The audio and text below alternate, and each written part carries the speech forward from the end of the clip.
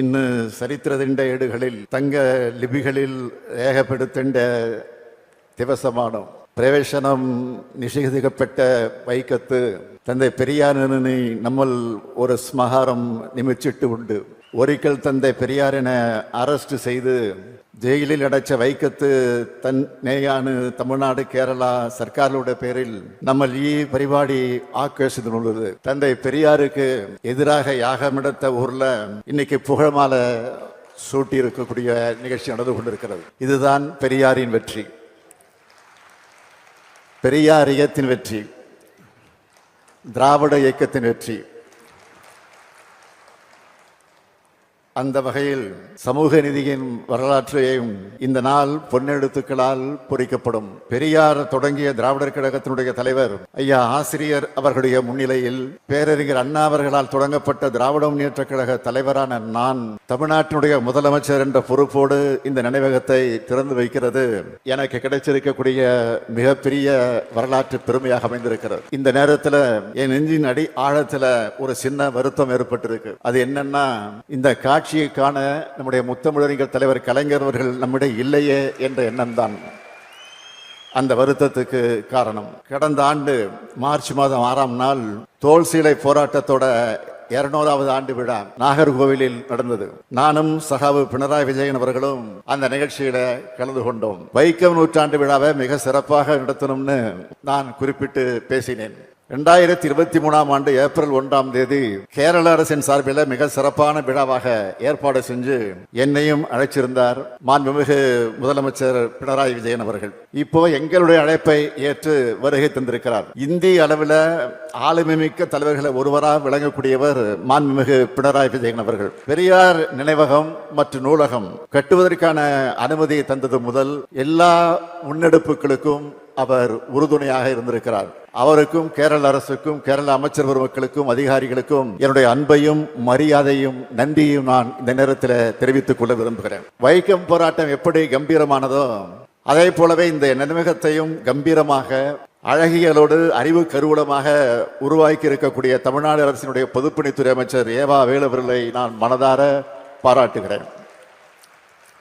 அவருக்கும் இந்த துறையின் அதிகாரிகள், அலுவலர்கள், கட்டுமான நிபுணர்கள் எல்லோருக்கும் என்னுடைய பாராட்டுக்கள். இதற்கான முன்னெடுப்புகளை மிக சிறப்பாக எடுத்த செய்தித்துறை அமைச்சர் மு.பே. சாமிநாதன் அவர்களுக்கும் என்னுடைய பாராட்டுக்கள், வாழ்த்துக்கள். கேரளம் இயற்கை எழில் கொஞ்சக்கூடிய தலம். இது சிறப்புக்குரிய ஒரு சுற்றுலா தலம். கல்வியிலையும் அரசியல் விழிப்புணர்ச்சியிலையும் முன்னேறி இருக்கக்கூடிய மாநிலம் கேரளா. அப்படிப்பட்ட மண்ணில் சமூக அரசியல் போராட்ட வெற்றியின் சின்னமா இந்த வைக்கம் நினைவகம் உருவாகி இருக்கு. கேரளாவுக்கு வர்ற எல்லோரும் கட்டாயம் இந்த வைக்கம் நினைவகத்தை பார்த்து ஒடுக்கப்பட்ட மக்கள் அடிமை விலங்கை உடைச்ச வரலாற்றை தெரிஞ்சுக்கணும். வைக்கம் போராட்டத்தினுடைய 100ஆண்டு விழா கொண்டாட்ட அறிவிப்புகள்ல பெரும்பாலானவற்றை நிறைவேற்றி இருக்கிறோம். அதோட ஒரு பகுதியா கர்நாடக மாநிலத்தில் மொழி உணர்வுக்காகவும் ஒடுக்கப்பட்ட மக்கள் உரிமைகளுக்காகவும் போராடி எழுத்துலகில் சாதனை படைத்த திரு தேவனூர் மகாதேவ் அவர்களுக்கு முதலாவது வைக்கம் விருது வழங்கப்பட்டிருக்கு. அது மட்டுமல்ல, வைக்கம் போராட்ட நினைவஞ்சலையும் மிக விரைவில் வெளியிட இருக்கிறோம். பேரறிஞர் அண்ணா அவர்கள் தந்தை பெரியாரை பற்றி, அவருடைய சிறப்பை பற்றி சொல்லும் போது குறிப்பிட்டதை நான் இங்கே நினைவுபடுத்த விரும்புகிறேன். ஒருவர் புறப்பட்டு ஓயாம உழைச்சு உள்ளத்தை திறந்து பேசி எதுக்கும் வஞ்சாத பணியாற்றி ஒரு பெரிய சமூகத்தை விழிப்பும் எழுச்சியும் கொள்ள செய்யறதுல வெற்றி பெற்ற வரலாறு இங்க இல்லாம வேற எங்கும் இருந்ததில்லை என்று சொன்னார்.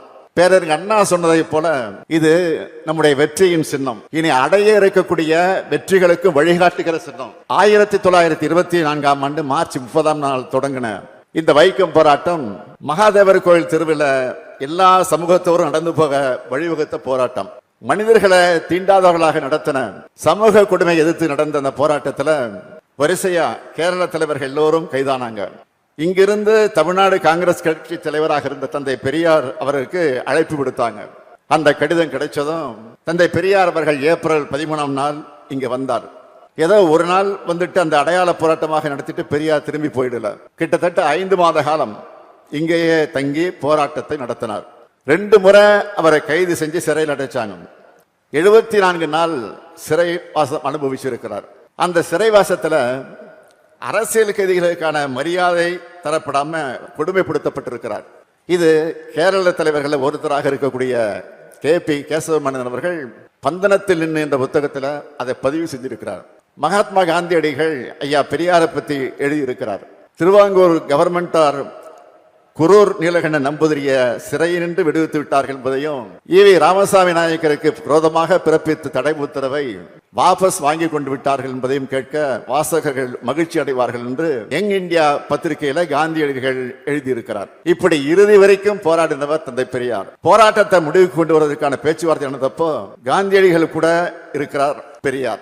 பெரியார் கூட ஆலோசனைகளை செஞ்சுட்டு தான் திருவிதாங்கூர் ராணிய காந்தியடிகள் சந்திக்கிறார். கோயிலோட 3 பக்கம் முதல்ல திறந்து விடப்படுது. இது தொடர்பான வெற்றி விழா பொதுக்கூட்டத்திற்கு பெரியார் தலைமை தாங்குகிறார். வைக்கம் போராட்டம் வெற்றி விழா 29/11/1925 நடந்தப்போ அதுல கலந்துக்க பெரியாரும் நாகம்மையாருக்கும் அழைப்பு வந்துருச்சு. தலைமை தாங்க சொன்னாங்க. தலைமை வைக்க மறுத்து அதற்கு பிறகு தந்தை பெரியார் அவர்கள் வாழ்த்தி பேசினார். உரிமையை மறுத்த அரசாங்கமே இப்ப நம்மளை கையை பிடிச்சு அழைச்சுக்கிட்டு போகுது. இதுதான் சத்தியாகிரகத்திற்கு ஏற்பட்ட மகிமை என்று தந்தை பெரியார் பேசினார். பலாத்கார போராட்டம் நடத்தியிருந்தா கூட இந்த வெற்றி இவ்வளவு சீக்கிரம் பெற்றிருக்க மாட்டோம்னு பேசினார் தந்தை பெரியார். இந்த வீர மிகுந்த போர்ல மறக்க முடியாத 2 பெண்கள், பெரியாரோட மனைவி அம்மையார் நாகம்மாளும் அவருடைய தங்கை அம்மையார் கண்ணம்மாளும். வைக்கம் போராட்டத்தில் வெற்றி கண்ட தந்தை பெரியாரை எல்லோரும் பாராட்டினாங்க. தமிழ் தென்றல் திருவிக அவர்கள் வைக்கம் வீரர்னு பெரியாரை போற்றினார். மூதறிஞர் ராஜாஜி அவர்கள்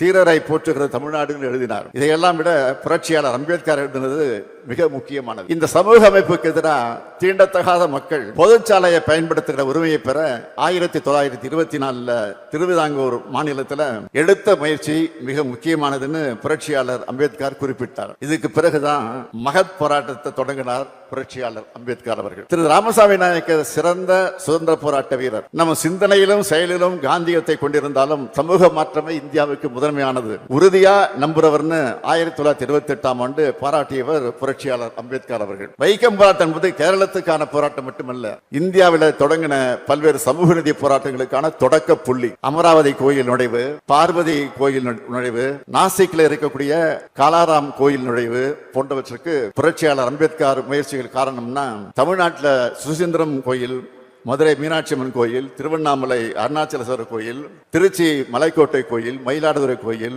சென்னை திருவல்லிக்கேணி பார்த்தசாரதி கோயில், ஈரோடு ஈஸ்வரன் கோயில் நுழைவுக்கு தந்தை பெரியாரும் சுயமரியாதை இயக்கம் தான் காரணம். ஈரோடு ஈஸ்வரன் கோயிலுக்குள் 1929 அடியெடுத்து வச்சதிலிருந்து தமிழ்நாட்டோட பல கோயில்களுக்கு சுயமரியாதை இயக்கத்துக்காரங்க நுழைய முடிவு செஞ்சு. இந்த நிலையில தான் 1939 சட்டம் இயற்றப்பட்டு கோயிலுக்குள்ள வரவங்க எல்லோரையும் அரசு பாதுகாக்கணும் உத்தரவாதம் பெறப்பட்டது. கேரள சமூக சீர்திருத்தவாதிகளான TK Madhavan, KP Kesava Menon, Kelappan, Mannathu Padmanabhan, George Joseph, doctor Palpu Padmanabhan போன்றவர்களும் தமிழ்நாட்டு சமூக சீர்திருத்தவாதிகளான தந்தை பெரியார், கோவை ஐயாமுத்து, எம்பெருமாள் நாயுடு, தங்கபெருமாள், நாகம்மாள், கண்ணம்மாள் போன்றோரும் ஒன்னா சேர்ந்து நடத்தின போராட்டம் தான் வைக்கம் போராட்டம். தமிழ்நாட்டில இருந்து கலந்து கொண்டவங்க பட்டியல் மிக நீளமானது. தமிழ்நாட்டில் இதுக்காக நிதி கொடுத்தவங்களும் அதிகமான பேர். சமூக சீர்திருத்த போராட்டங்கள்ல இது போன்ற ஒருங்கிணைப்புகள் இருந்தாதான் வெற்றி பெற முடியும் என்பதற்கு மாபெரும் எடுத்துக்காட்டு வைக்கம் போராட்டம். 100 ஆண்டுகளுக்கு முன்னால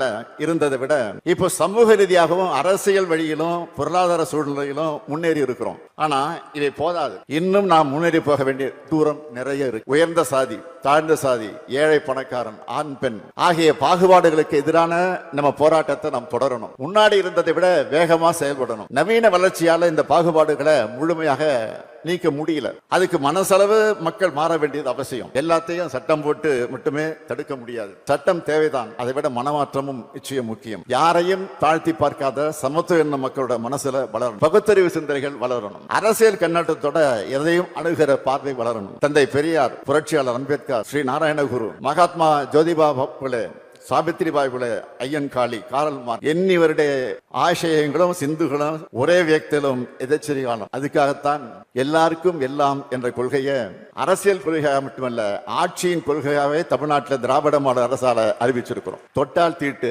பார்த்தால் தீட்டு, தெருவில் நடந்தால் தீட்டு என்ற காலத்தில் இருந்து கருவறைக்குள் அனைத்து சாதியினரும் அர்ச்சகராக நிலையை நோக்கி இன்று அடைந்திருக்கிறோம். தமிழ்நாட்டை போலவே கேரளத்திலும் பல புரட்சிகரமான முற்போக்கு திட்டங்கள் செயல்படுத்தப்படுகிறது. வைக்கம் போராட்டத்துக்கு 101 நூற்றாண்டு விழா கொண்டாடுகிறது. அந்த போராளிகளை போற்றுவதற்காக மட்டுமல்ல, அவங்க விரும்பின சமநிலை சமுதாயத்தை அமைப்பதற்கான நம்முடைய கடமையில் முன்னேறி செல்ல. வைக்கம் ஒரு ஒற்றப்பட்ட விஜயம் அல்ல, பின்னீடுள்ள விஜயங்களுடைய தொடக்கம் ஆயிருந்தது. எல்லா மேഖലയിலும் தொடர்ச்சியாக விஜயங்கள் நெடுதி நின்று நமக்கு உரைச்சு நிலைக்காம். எந்த தடசங்கள் இருந்தாலும் நம்ம அவையை தகர்க்கும். நம்முடைய ஆதர்சங்கள் உயர்த்தி பிடிக்குவதில் நம்ம விஜய குகை எந்த விலை கொடுத்தாலும் ஒரு சமத்துவ சமூகம் ஸ்தாபிக்க குகையும் செய்யும். வாழ்க பெரியாரின் புகழ், வாழ்க பெரியாரின் புகழ். நன்றி, வணக்கம்.